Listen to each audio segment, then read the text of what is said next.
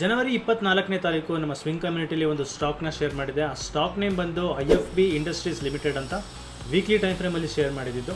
Share ಮಾಡಿದ pattern ಬಂದು simple. ಈ ಒಂದು ರೆಸಿಸ್ಟೆನ್ಸ್ ಬ್ರೇಕ್ ಆಗಿತ್ತು, ಕ್ಯಾಂಡಲ್ ಕೂಡ ಮೇಲೆ ಸ್ಟ್ರಾಂಗಾಗಿ ಕ್ಲೋಸ್ ಆಗಿತ್ತು.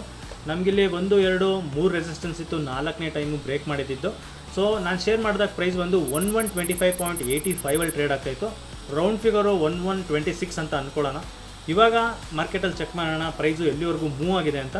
ಸೊ ಇದು ಬಂದು IFB ಇಂಡಸ್ಟ್ರೀಸ್ ಲಿಮಿಟೆಡ್ ಅಂತ weekly time frame. So simple ಈ ಒಂದು ಪ್ಯಾಟರ್ನ್ ಬ್ರೇಕ್ಔಟ್ ಆಗಿತ್ತು, ಅದಾದಮೇಲೆ ನಮ್ಮ ಸ್ವಿಂಗ್ ಕಮ್ಯುನಿಟಿಲಿ ಶೇರ್ ಮಾಡಿದ್ದೆ. ಇವಾಗ ಡೈಲಿ ಟೈಮ್ ಫ್ರೇಮ್ಗೆ ಹೋಗ್ತೀನಿ. ಡೈಲಿ ಟೈಮ್ ಫ್ರೇಮಲ್ಲಿ ಶೇರ್ ಮಾಡಿದ್ದು ಯಾವಾಗ ಅಂದರೆ ಈ ಒಂದು ಡೈಲಿ ಕ್ಯಾಂಡಲ್ ಕ್ಲೋಸ್ ಆದಮೇಲೆ ನಾನು ಶೇರ್ ಮಾಡಿದ್ದು. ನಾನು 1127ಇಂದ ಕ್ಯಾಲ್ಕುಲೇಟ್ ಮಾಡ್ತಾಯಿದ್ದೀನಿ. ಇಲ್ಲಿಂದ ಇಲ್ಲಿಗೆ ಕ್ಯಾಲ್ಕುಲೇಟ್ ಮಾಡಿದ್ರೆ ಆಲ್ಮೋಸ್ಟು 42% ಶೂಟಪ್ ಆಗಿದೆ. ವಿತಿನ್ 2.5 ಮಂತ್ಸಲ್ಲಿ ಈ ಥರ ಸ್ಟಾಕ್ಸ್ಗಳನ್ನ ನಾನು ನಮ್ಮ ಸ್ವಿಂಗ್ ಕಮ್ಯುನಿಟಿಲಿ ಶೇರ್ ಮಾಡ್ತಾ ಇರ್ತೀನಿ. ನೀವು ಕೂಡ ನಮ್ಮ ಸ್ವಿಂಗ್ ಕಮ್ಯುನಿಟಿಗೆ ಜಾಯ್ನ್ ಆಗಬೇಕು ಅಂದರೆ ಲಿಂಕು ಬಯೋದಲ್ಲಿದೆ, ಒಂದ್ಸತಿ ಚೆಕ್ ಮಾಡಿ.